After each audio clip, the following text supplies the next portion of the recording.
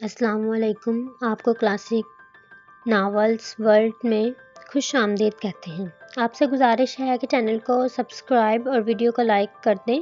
بڑھتے ہیں ناول کی جانب. زریز اپنی دھن میں سیٹی کی دھن بجاتا کمرے میں داخل ہوا تھا. ماہم کی تلاش میں اس نے نظریں دورائیں تو ماہم جائے نماز پہ نماز ادا کرتی نظر آئی تھی. اب وہ تمیز کا لبادہ اوڑھ کے بیڈ پہ ٹیڑھا سا نیم دراز ہو گیا تھا. موبائل کی اسکرین پہ ٹائم دیکھا. رات کے 10 بج رہے تھے تو اندازہ ہوا کہ ماہم عشاء کی نماز ادا کر رہی ہے. دوپٹے کے حالے میں چھپا اس کا چہرہ معصومیت دلکش منظر پیش کر رہا تھا. وہ پورے انہماک سے نماز کے بعد دعا مانگنے لگ گئی تھی. پھر کچھ اذکار کر کے اٹھی اور جائے نماز تہہ کر کے زریز کی طرف مڑی تو وہ بھی سیدھا ہو کے بیٹھا تھا. عین اس کے سامنے آ کے ماہم نے قرآنی آیات پڑھ کے اس پہ دم کیا تھا. زریز اس کی اس حرکت پہ کھلکھلا اٹھا تھا. دانت اندر کرو، میں ایسا شروع سے کرتی آئی ہوں. ماہم نے اس کو ڈپٹا تھا. اس لیے تو اتنی کیرک پہ مجھے شک ہوا تھا. زریز نے کھوئے ہوئے لہجے میں کہا تھا. زریز بھولے مت وہ تھپڑ. ماہم ایک پل میں سخت لہجہ اپنا کے بولی تھی. 1 سیکنڈ میں مرنے مرانے پہ تل جاتی ہو، حوصلہ رکھا کرو یار. زریز نے اس کو شانت کیا تھا. بتاؤ اب کیوں ادھر آئے ہو؟ سکون نہیں تمہیں؟ ماہم ذرا فاصلے پر پڑی چیئر پہ ٹک کے بولی تھی. یارا وہی مسئلہ جس کے لیے تمہیں گھر بے گھر ہونا پڑا. کیا کریں اب؟ زریز نے ماہم کو دیکھتے ہوئے کہا تھا. اپنی اماں کو جا کے منا لو. ماہم نے کہا تھا. واہ واہ، بہت ہی کوئی فٹے منہ مشورہ دیا ہے. زریز نے ماہم کو گھورا تھا. ماہم کی ہنسی نکل گئی تھی. حوصلہ کرو ہیرو، جب پیار کیا تو ڈرنا کیا؟ ماہم نے اس کو چھیڑا تھا. اٹھا لو فائدہ تم بھی موقع کا، میرا بھی ٹائم آئے گا. زریز نے بڑا سا منہ بنا کے کہا تھا. اچھا بابا اچھا، کچھ نہیں کہہ رہی میں اب. بتاؤ اب کیا کریں؟ ماہم نے زریز کو کہا تھا. تم ماما سے بات کرو. زریز نے ماہم کو کہا. میں تو بات کر لوں، کیا وہ مجھ سے بات کرنا پسند کریں گی؟ بتاؤ ذرا. ماہم نے سوال کے بدلے سوال داغا تھا. ایک تو مجھے تم لوگوں کے تعلقات کی سمجھ نہیں آتی. انڈو پیک تعلقات سے بھی گھمبیر معاملات ہیں. ساس بہو میں ہوتے ہیں ایسے تعلقات. زریز نے بیزاریت سے کہا تھا. ایسی مثالوں پہ تم صرف مجھ سے جوتے کھا سکتے ہو. ماہم نے مثال پہ دانت پیسے تھے. کون سی مثال؟ انڈو پاک؟ زریز نے کہا. ماہم نے آنکھیں دکھائی تھیں. ساس بہو والی. ماہم نے دونوں الفاظ پہ زور دیا تھا. زریز کا کہا ابل پڑا تھا اس کی بات پہ. مجھے سحر سے ملواؤ تم کل. میں تو اس کو دیکھا بھی نہیں ہوا. اس کو مسئلہ کیا ہے ویسے آنٹی سے؟ آنٹی کی تو مجھے سمجھ آ گئی ہے. ماہم نے اب بات کا رخ موڑا تھا. وہ لبرل کلچر کا حصہ ہے. اس کو فیملی ماحول میں ایڈجسٹ ہونے میں ایشو ہے. وہ چاہتی ہے کہ ہم الگ اپارٹمنٹ میں رہیں شادی کے بعد، اور ایسے مثال کی وجہ سے مما اور سحر ایک دوسرے سے کھار کھاتی ہیں. زریز نے کہتے ہوئے سرداں خارج کی تھی. تمہیں اتنی آبادی میں ایک وہی ملی تھی جس کے ساتھ شادی پہ پھڈے ہوتے؟ ماہم نے سر پیٹا تھا. میرے نصیب میں ایسا ہی ہوتا ہے اور شاید ایسا ہی لکھا ہے. اور ویسے بھی جب بندے نے ذلیل ہونا ہو. زریز نے آخر میں بات کو مذاق میں لیا تھا. ماہم نے اس کو ناگواری سے دیکھا تھا. زریز بھیکے سے انداز میں مسکرا اٹھا تھا. یہ ہستی اس کو بہت عزیز تھی. اس نے ہر وقت میں زریز کا ساتھ دیا تھا. زریز جن کو چن لیا جاتا ہے نا، ان پہ تبصرے نہیں کیے جاتے. ان کو سمیٹا جاتا ہے، ان کو سنبھالا جاتا ہے. ان کی خامیوں اور کمیوں کے سمیت قبول کیا جاتا ہے. انا کا مسئلہ بنانے کی بجائے مل کے مسائل کا حل تلاش کیا جاتا ہے. ماہم نے زریز کو کہا تھا. ماہم دور بدل گیا ہے. زریز نے اس کے چہرے کو دیکھتے ہوئے بجھے لہجے میں کہا تھا. زمانہ چاہے جتنا بھی بدلے، عشق کبھی تھوڑے بدلتا ہے. عشق میں یہ تبدیلی کی منطق نہیں ہوتی. عشق یہ محبوب کے اوصاف کی فہرست تھوڑی دیکھتا ہے. محبوب تو محبوب ہوتا ہے، اور عشق ان معیاروں سے اوپر کی بات ہے. عشق جسمانی حسن سے پرے کی بات ہے. عشق میں وحدت کا پہرا ہوتا ہے. عشق میں مٹ جاتی ہے، میں صرف محب باقی بچ جاتا ہے. ماہم پرتیں کھول رہی تھی. تم ایسی زندگی میں خوش رہ لو گے؟ بھاگ لو گے 2 الگ الگ سمتوں میں ایک وقت؟ ماہم نے اب خاموش بیٹھے زریز سے کہا تھا جو اس کو ہی تک رہا تھا. اس کے علاوہ کوئی آپشن نہیں. जुरैज के लहजे में गुजरे कल की झलक वाज़ह नुमायाँ थी, जिससे हमेशा की तरह माहम ने नज़रें चुराई थीं। जुरैज माहम की इस हरकत पे हल्के से हंसा था। हाँ, अलबत्ता इस बात पे मुत्फिक हूँ कि इश्क में वहदत होती है, मगर अब ये ज़माना इश्क को नहीं तस्लीम करता, इसलिए अब मोहिब को सीने में छुपा के रखना पड़ता है और ज़माने के साथ चलना पड़ता है। जुरैज ने माहम के झुके हुए सर को देख के कहा था, बहुत टाइम हो गया है, तुम भी सो जाओ, कल सहर से मिलवा दूंगा। जुरैज सर आँख खर्च करता उठा था। क्या तुम श्योर हो अपने फैसले को लेके? माहम की आवाज़ पीछे से उभरी थी। वो उसके मुस्तकबिल को लेके यकीनन बहुत परेशान थी। मैंने कहा ना कि कोई ऑप्शन नहीं। मेरे से माजी में जाने का इख्तियार छीन लिया गया है। जब मौत का शिकार हुआ तो कोई अपना रूठ जाएगा, तो कभी कभी ज़िंदगी में ऐसी कुर्बानियाँ भी देनी पड़ती हैं। जुरैज ने कहा था।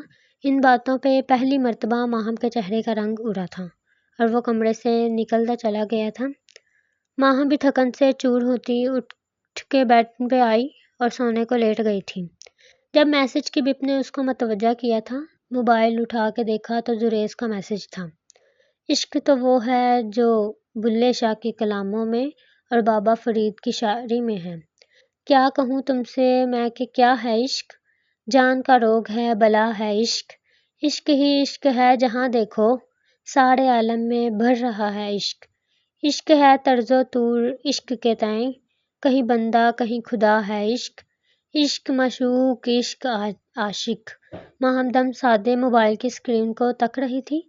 माहौल में अजीब से सकूत तारी हो गया था।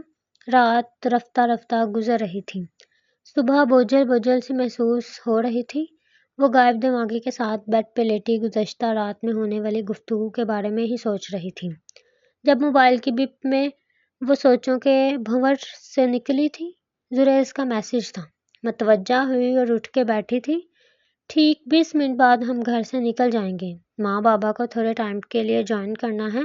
ब्रेकफास्ट हम रेस्टोरेंट में करेंगे, वहाँ सहर से मिलना है, तो मुझे रेडी मिलना। जुरैज का मैसेज पढ़ के माहम का दिमाग भिक से उड़ा था। उफ, इस लड़के की जल्दबाजियाँ। माहम ज़ेरे लब बड़बड़ाती थी। माहम जुरैज के साथ रेस्टोरेंट दाखिल हुई। सुबह का वक़्त था, ज़्यादा रश तो ना था रेस्टोरेंट में। जुरैज और माहम को वेटर उनके रिजॉर्ट टेबल पे ले गया था।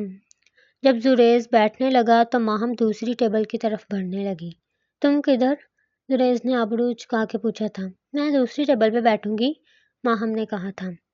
सीरियसली? हम यहाँ माहम से मिलने आए हैं और तुम दूसरी टेबल पे बैठ रही हो? जुरैज ने उसको आंखें दिखाते हुए पूछा था। मैं नहीं, तुम मिलने आए हो। मैं तो उसको अब दीड़ो करने आई हूँ। मैं उस टेबल पे सामने चेयर पे बैठने लगी हूँ ताकि मैं सहर को देख सकूँ। माहम अपनी मंतिक बयान करती हूँ। धप से चेयर संभाल चुकी थी। उफ अल्लाह, ये लड़की। जुरैज सर्द सांस खारिज करता अपनी निशिस्त संभाल के अब सहर का इंतज़ार करने लगा था। इस दौरान वेटर को बुला के माहम अपना ऑर्डर दे चुकी थी क्योंकि उसको भूख लगी थी। मुमानी की बातों की वजह से ज़्यादा उसको भूख महसूस हो रही थी। अभी 5 मिनट ही गुजरे थे जब एक ब्लॉन्ड कलर बालों में, जीन्स और शर्ट में मलबूस एक मॉडर्न सी लड़की रेस्टोरेंट में दाखिल हुई थी और वह सीधी जुरैज को देख के उस तरफ ही आई थी। हेलो जुरैज, सहर ने खुशदिली से कहा था और अपना हैंड बैग टेबल पे रखा था। हेलो, कैसी हो सहर? जुरैज ने भी गर्मजोशी से जवाब दिया था। सहर अब सामने वाली चेयर संभाल चुकी थी। जुरैज, मुझे तुमसे बहुत सी कंप्लेंट्स हैं। तुम यूं बिन बताए ऐसे गायब हो जाते हो, सहर ने न रूठेपन से कहा था। बता के नहीं, वहाँ जाके बताया था।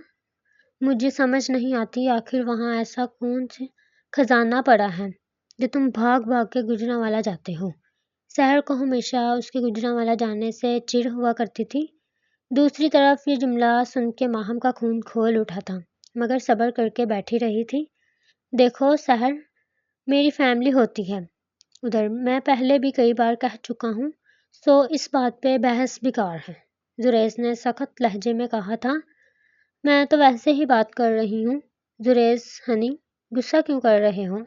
चलो जल्दी से कुछ ऑर्डर करते हैं। سحر نے اس کو بگڑتے دیکھا تو بات سنبھالی تھی۔ زریز اب مینیو کی طرف متوجہ ہوا تھا۔ ماہم نے اورنج فریش جوس کا ایک سپ لیا تھا جب اس کا ٹیبل بجا تھا۔ ماہم نے سر اٹھا کے دیکھا تو ایک لڑکا کھڑا نظر آیا تھا جو خوش مزاجی کا ہے جہاں مظاہرہ کرتے ہوئے بتیسی کا نمائش کر رہا تھا۔ جی فرمائیں، ماہم نے اس سے کہا تھا۔ کین آئی سٹ ہیئر؟ اس لڑکے نے اب اجازت چاہی تھی۔ جدھر مرضی بیٹھ جائیں، میرے کون سے مامے کا ریسٹورنٹ ہے؟ مگر تمیز کا تقاضا یہاں تھا آپ ان ٹیبلز پہ بیٹھیں جو بالکل خالی ہیں۔ ماہم نے صاف ستھرے لہجے میں اس کو جھاڑا تھا، مگر شاید وہ بھی کاٹھ کا الو تھا۔ وہ کیا ہے کہ نہ مجھ سے اکیلے کھانا نہیں کھایا جاتا۔ وہ لڑکا اب مزید بولا تھا اور ساتھ ہی چیئر سنبھال چکا تھا۔ تو اپنا کنبہ لے آنا تھا، ویسے آپ خاصے ڈھیٹ بھی ہیں۔ ماہم نے اب اس کی ڈٹائی پہ اس کو سراہا تھا۔ جی کبھی غرور نہیں کیا، اس نے بھی دانت دکھاتے ہوئے تعریف موصول کی تھی۔ ماہم اب دانت پیستے کھانے کی طرف متوجہ ہو گئی تھی، کیونکہ کچھ لوگوں کا کچھ نہیں ہو سکتا۔ موبائل پہ زریز کا میسج آیا تھا۔ یہ کون ہے؟ زریز نے میسج پہ پوچھا تھا۔ میری پھپھی کا بیٹا، ماہم نے بھی الٹا جواب دیا تھا۔ ماہم کبھی سچویشن دیکھ کے بھی جواب دے دیا کرو۔ ٹھیک بتاؤ مجھے، ورنہ میں ابھی کے ابھی اٹھ کے آ رہا ہوں، زریز نے ضبط کا مظاہرہ کرتے ہوئے کہا تھا۔ تم کیوں اتنے لال پیلے ہو رہے ہو؟ اپنی ڈیٹ انجوائے کرو سکون سے۔ یہ میرا مسئلہ ہے، میں دیکھ لوں گی۔ ماہم نے بھی جلے کٹے انداز میں لکھ بھیجا تھا۔ اس کو غصہ کیوں آ رہا تھا یہ اس کو بھی نہ پتا تھا۔ ماہم میں ابھی کے ابھی آ رہا ہوں، میں سحر کی بھی پرواہ نہیں کر رہا اب، زریز نے صاف دھمکایا تھا۔ خبردار، وہ جا رہا ہے، سکون سے بیٹھو تم۔ ماہم نے میسج ٹائپ کر کے سینڈ کیا تھا جب وہ لڑکا دوبارہ بولا تھا۔ یہ جو نیو ایریا کے نام سے پلازا بن رہا ہے نا، یہ میرا ہی ہے، نام تو سنا ہوگا۔ اب وہ لڑکا پھر سے بولا تھا۔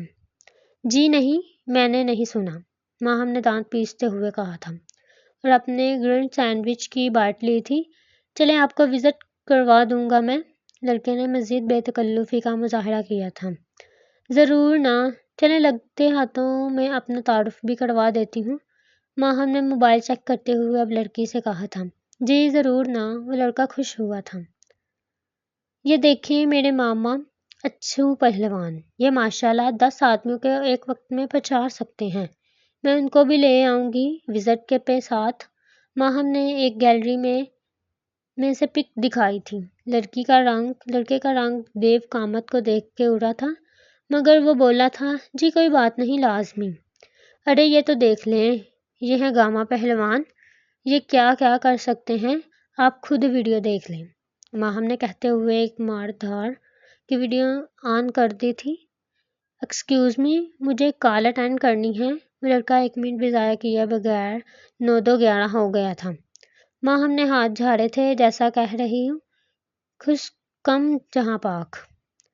یہ پکس اس کی دوست نے اس کو پچھلے ہفتے نے اپنے پہلوان خاندان کے ماموں اور چاچو کی بھیجی تھی جو اب کام آ گئی تھی۔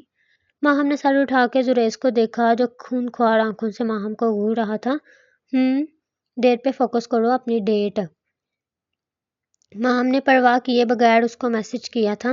یہ ڈیٹ نہیں ہے، جسٹ ایک بریک فاسٹ ہے، بار بار ڈیٹ مت کرو تم، زریز نے چڑھتے ہوئے کہا تھا۔ اوئے دیسی ماڈرن، اس کو ہی ڈیٹ کہتے ہیں، ہم ابھی اتنے بھی پینڈو نہیں، ماہم نے اس کو گھورتے ہوئے میسج کیا تھا۔ عجیب بات، کسی غیر لڑکی کے ساتھ بیٹھا منہ نہار کھانوں سے لطف اندوز ہو رہا ہے اور کہہ رہا ہے ڈیٹ نہیں ہے یہ۔ بڑا آیا، ڈیٹ کیا پھر مریخ پہ ہوتی ہے جا کے، ماہم نے جلتے بھونتے کہا تھا۔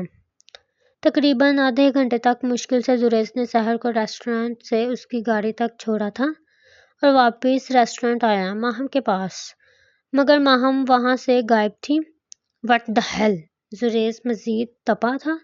تبھی ماہم کا میسج آیا تھا کہ وہ پارکنگ میں ہے۔ یہ لڑکی اف، زریز زیر لب بڑبڑایا تھا۔ وہ جلتا بھنتا پارکنگ میں پہنچا تھا تو ماہم گاڑی کے پاس ارد گرد کا معائنہ کرتی پائی گئی تھی۔ میرا انتظار نہیں کر سکتی تھی تم؟ زریز ماہم پہ برہم ہوا تھا۔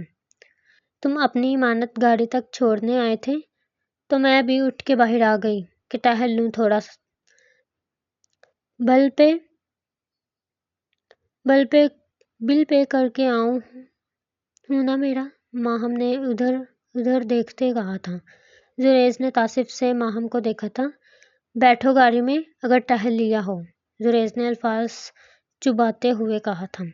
بیٹھ رہی ہوں، ٹہلنے کو تم کون سا مجھے سوئٹزرلینڈ لے کے آئے ہو، ماہم نے اس کو گھورتے ہوئے کہا تھا۔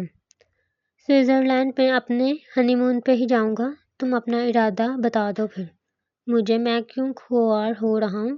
پھر بریک فاسٹ پہ زریز کب کم تھا، اف کوئی حیا ہوتی ہے، ماہم نے زریز کو اتنے کھلے الفاظ استعمال کرنے پہ کہا تھا۔ وہ مجھ میں ہرگز نہیں ہوتی۔ خیر بتاؤ کیسی لگی تمہیں سحر، زریز نے گاڑی سٹارٹ کرتے اصل بات کی تھی۔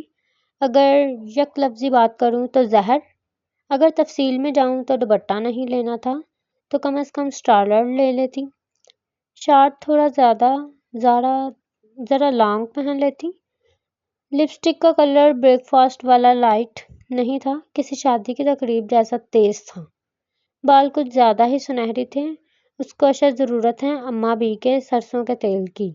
اور ہاں، ماہم شروع ہو چکی تھی، بس میرے کانوں سے خون نکلنے لگ جانا ہے، اگر تم بھول رہی ہو تو یاد کروا دوں، یہ ماڈرن دور ہے، زریز نے ماہم کو دیکھتے ہوئے کہا تھا۔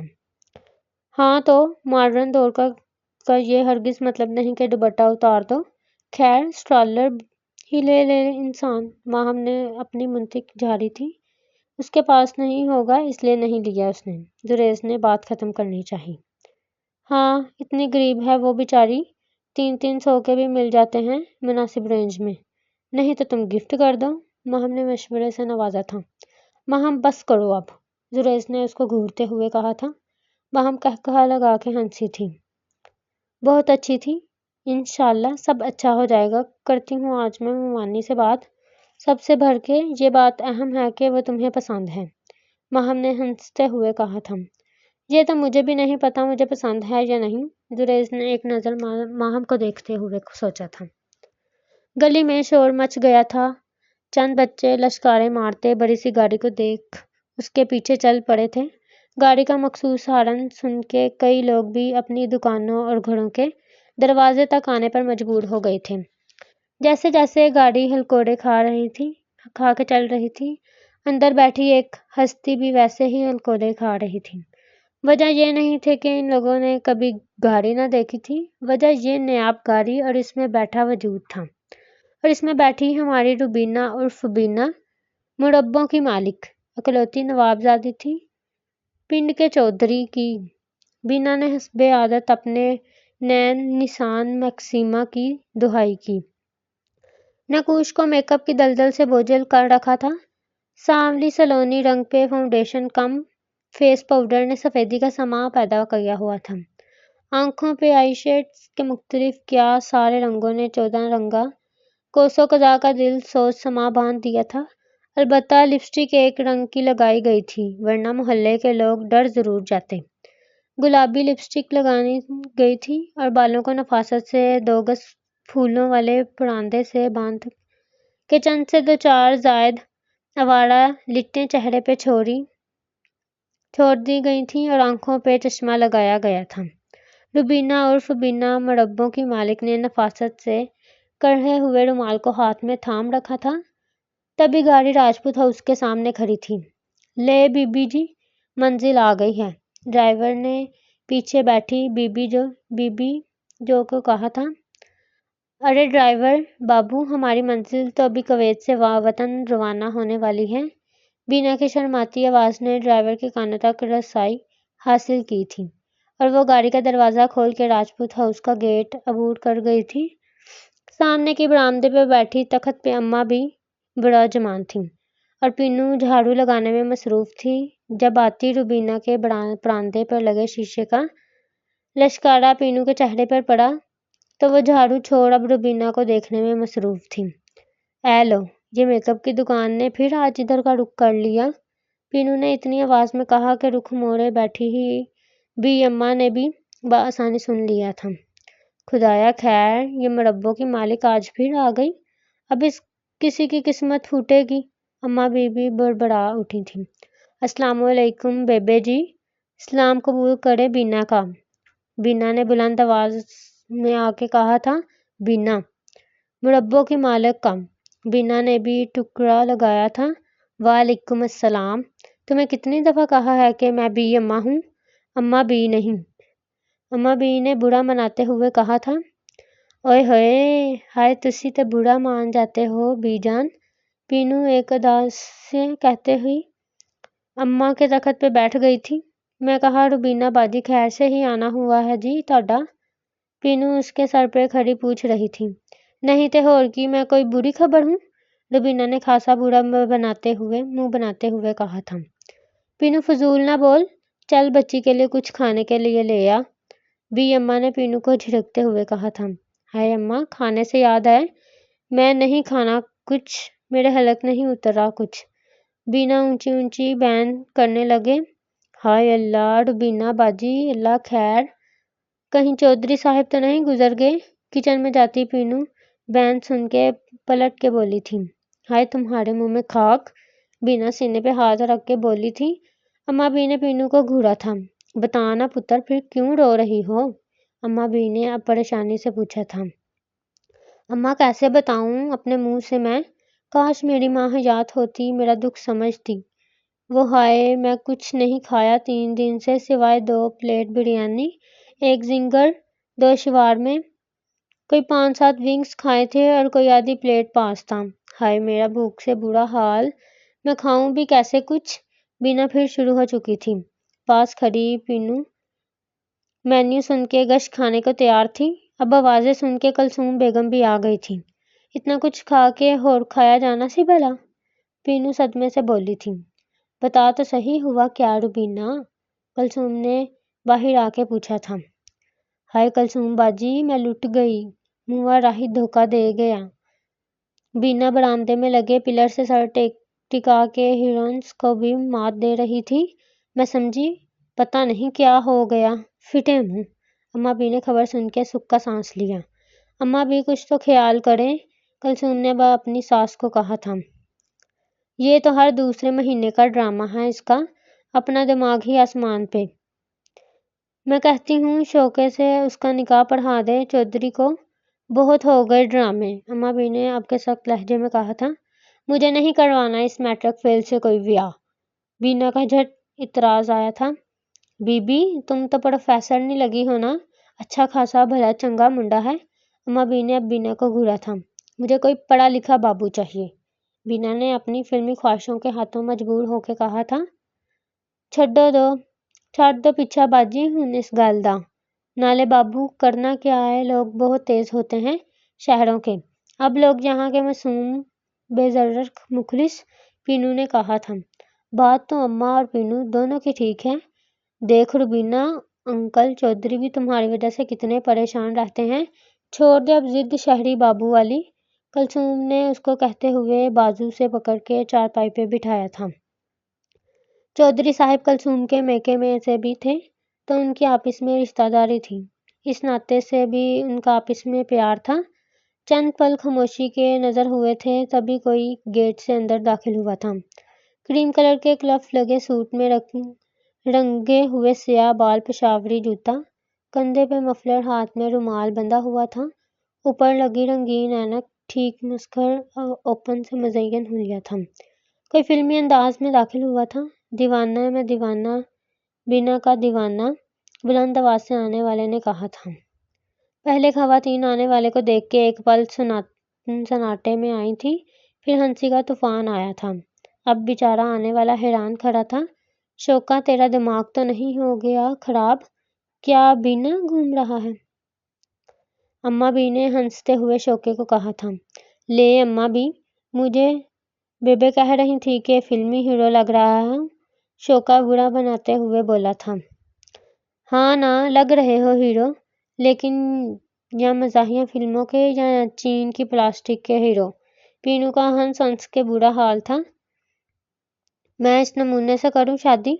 मैं कहीं से खुद के जान दे दूं, कूद के जान दे दूं, चूल्हे में झोंक दूं अपने 40 मुरब्बा? नहीं नहीं, یہ نہیں میرا وقت کا ستارہ، روبینہ نام ہے میرا۔ روبینہ کے اندر کی ہیروئن نے انگڑائی لی اور وہ بغاوت کرتی اوپری منزل کی طرف چل دی تھی۔ بینا جی، شوکا کا روحانسی سا اس کے پیچھے لپکا۔ پھٹے منہ تیرے شوکے، منہ میں کر دیا نا اس نے انکار۔ اماں بی نے اب اس کو لتاڑا تھا۔ اماں بی، میں تو اتنی تیاری سے آیا ہوں ہیرو بن کے، شوکے نے صدمے سے کہا تھا۔ باؤجی کون ہیرو سفید قمیض کے ساتھ گہری گلابی شلوار پہنتا ہے؟ پینو نے اب اس کا دھیان اس کے حلیے کی طرف کروایا تھا اور خواتین کو ایک بار پھر ہنسی کا دورہ پڑا تھا۔ دروازے پر دستک ہوئی۔ ماہم نے لیپ ٹاپ سے سر اٹھا کر پوچھا، کون؟ صاحب کون کھانے کی میز پہ انتظار کر رہے ہیں؟ دروازے کے عقب سے آواز آئی تھی۔ ماہم نے یہ سنتے ہی لیپ ٹاپ بند کر دیا اور جانے کے لیے تیار ہونے لگی۔ ماہم جب کھانے پر پہنچی، میز ایسے بھری ہوئی تھی جیسے کسی شاہی دربار میں بادشاہ کی دعوت کا اہتمام کیا ہوا ہو۔ ماہم نے خود کو سنبھالتے ہوئے سلام کیا، السلام علیکم مامو جان۔ مومانی، ماہم نے سلام کیا تھا اور کرسی سنبھالی تھی۔ وعلیکم السلام، کیسا ہے میرا بچہ؟ کوئی ایشو تو نہیں ہو رہا آپ کو ادھر؟ اکمل صاحب نے جوس کا گلاس اٹھاتے ہوئے پوچھا۔ نہیں مامو جان، ماہم نے نفی میں سر ہلایا۔ مومانی نے نظر انداز کرتے ہوئے ہنکارا بھرا تھا۔ دیکھو مہمان آئے ہیں، وہ جو میرا سب سے مہنگا امپورٹڈ سیٹ ہے، اس میں سرو کرو، ہم اپنی مہمان نوازی میں کوئی کسر نہیں رکھتے، نگین بیگم نے کہا تھا۔ ماہم جب مومانی کی سب جلی بھجی سن رہی تھی، خاموش بیٹھی رہی اور زہر کے کڑوے پیتی رہی۔ ماہم، تم کس طرح کی چائے پینی پسند کرو گی؟ گرین ٹی تو تم نہیں پیتی ہوگی؟ شیف ماہم کو ملک ٹی بنا دو۔ شاید ماہم کو اس امپورٹڈ ٹی کا ٹیسٹ پسند نہ آئے۔ نگین بیگم کی زبان فراٹے بھر رہی تھی۔ نہیں مومانی، میں چائے نہیں پیتی، ماہم نے خود پر قابو کرتے ہوئے دھیمے لہجے میں جواب دیا۔ نگین بیگم، اس سے پہلے کھانا تو کھانے دو، اکمل صاحب نے نگین کو آنکھیں دباتے ہوئے خاموش کرایا۔ ماہم بیٹا آپ کچھ لیں، اکمل صاحب نے میز پہ اشارہ کرتے ہوئے ماہم کو پیار سے کہا۔ جی مامو جان۔ ماہم نے ہاتھ بڑھا کے ڈش میں سے تھوڑے سے چاول پلیٹ میں نکالے تھے۔ نگین بیگم کی آنکھوں میں قدرے مایوسی تھی، جیسے وہ کسی جنگ سے شکست کھا کر واپس لوٹی ہوں۔ سب واپس کھانے میں مشغول ہو گئے۔ اسی وقت میں زریز انگڑائیاں لیتا آیا اور ٹیبل پر بیٹھ گیا۔ صاحبزادے، آپ کو کتنی بار کہنا پڑے گا کہ سلام کرنے کی زحمت کر لیا کریں، یہاں سب آپ سے بڑے موجود ہیں، اکمل صاحب نے ذرا اونچی آواز میں زریز کو متوجہ کرواتے ہوئے کہا۔ زریز نے سنی انسنی کرتے ہوئے ناشتے میں مصروف ہو گیا۔ میں آپ سے بات کر رہا ہوں شہزادے، اور ہی آپ کس حلیے میں آئے ہیں اور اتنی دیر سے آپ کو بلایا جا رہا ہے؟ آپ نے اب ہمیں تشریف آوری کا شرف بخشا، یقیناً رات بھر دیر تک جاگے ہوگے اور فجر نہیں پڑی ہوگی، اور اب رات کے اس پہر بھی سو کے نکلے ہو کمرے سے۔ اکمل صاحب نے زریز کی کلاس لی تھی، وہ دیر تک جاگ کر پڑھتا رہتا ہے، ابھی آیا ہے، آپ سے کھانا تو کرنے دیں، اسے کھانا تو کرنے دیں۔ زریز آپ سکون سے کھانا کھاؤ، نگین بیگم نے بات ٹوکتے ہوئے کہا تھا۔ جی ممی، زریز نے سکون کا سانس لیا اور پانی کا گلاس منہ کو لگایا تھا۔ آپ کے بیجا پیار نے اسے اتنا بگاڑا ہوا ہے، اکمل صاحب نے مایوس لہجے میں کہا۔ ماہم جب بہت ہی گم بیٹھی تھی، اس کے چہرے پہ ذرا سی مسکراہٹ آئی۔ زریز نے ماہم کی وہ مسکراہٹ دیکھ لی اور مسکرانے لگا۔ ماہم کا ہاتھ غلطی سے کھانے کے گرم گرم برتن سے لگا کر ملازم ابھی چولہے سے اتار کے رکھ کے گیا تھا۔ ماہم کے ہاتھ سے گلاس چھوٹا تھا اور اس کے کپڑے کو گیلا کرتا زمین بوس ہوا تھا۔ شناک کی آواز آئی تھی، میرا اتنا مہنگا سیٹ، دیکھو کہیں ٹوٹا تو نہیں۔ ماہم، دھیان کدھر ہے تمہارا؟ اگر ابھی یہ ٹوٹ گیا تو کون ذمہ دار ہوتا؟ تم نے تو پہلے دیکھا بھی نہیں ہوگا اتنا مہنگا، نگین بیگم نے سخت لہجے میں ماہم کو ڈانٹتے ہوئے کہا۔ ماہم، جس کا ہاتھ جل گیا تھا، چپ چاپ بیٹھی رہی۔ ممی، کچھ نہیں ہوتا اور آ جائیں گے، زریز نے نگین بیگم کو چپ کروانے کے لیے کہا تھا۔ زریز، اگر طریقہ نہیں آتا تو نگین بیگم ماہم پر گرج ہی رہی تھی کہ اکمل صاحب کھڑے ہوئے اور نگین بیگم کو چپ کرواتے ہوئے کہا۔ बस कर दे नगीन बेगम, बहुत हो गया। कब से देख रहा हूँ आप मौके पे मौका माहम को जली बुझी सुनाई जा रही हैं। अब तो आपने सारी हद पार कर दी है, इसका हाथ जल गया है और आपको सेट की पड़ी है। अगर ऐसा है तो मैं आपके सारे सेट अपने हाथों से तोड़ देता हूँ। अकमल साहब जो कब से खामोश थे अब फूट पड़े। इसी दौरान माहम वहां से उठी और कमरे की तरफ चली गई थी। जब तक माहम यहाँ हैं, अगर अब आपने उसे कोई भी बात की तो मुझसे बुरा कोई नहीं होगा। अकमल साहब ने नगीन बेगम को आंखें दिखाते हुए कहा। जुरेज उठो और माहम के पास दवाई लेकर जाओ और देखो अगर ज्यादा चोट है तो उसके डॉक्टर के पास लेके जाओ।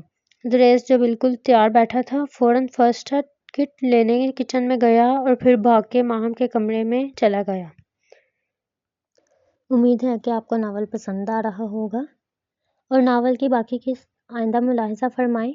आपसे गुजारिश है कि चैनल को सब्सक्राइब और वीडियो को लाइक करना मत भूलिएगा।